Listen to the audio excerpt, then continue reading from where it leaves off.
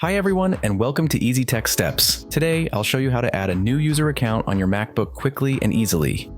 First, click on the Apple logo in the top left corner of your screen and select System Settings. When the System Settings window opens, scroll down and find the Users and Groups option on the left-hand side. Click on it to access the User Account Management section. Here you'll see a list of the existing user accounts on your Mac. At the bottom, there are two buttons, one to add a group and one to add a user. Groups are used to organize multiple user accounts under one category, making it easier to manage permissions and shared resources.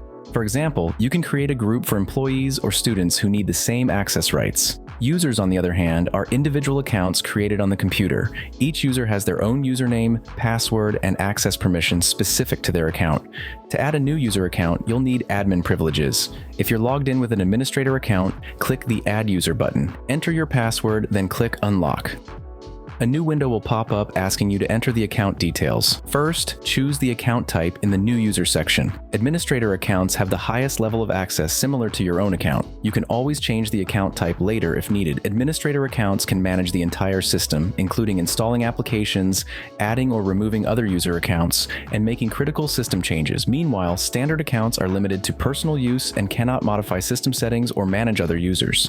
If this account is for general use, standard is the safer choice. Next, enter the user's full name in the full name field. This name will appear in the user account list. The account name will autofill based on the full name, but you can edit it if needed. Then create a password in the password field and confirm it in the verify field. Don't forget to add a password hint to help the user remember their password in case they forget. Once all the information is filled out, click Create User to save. After the account is created, you'll see the new user appear in the list of accounts. To test the new account, log out of your current account, then select the new one from the login screen and log in.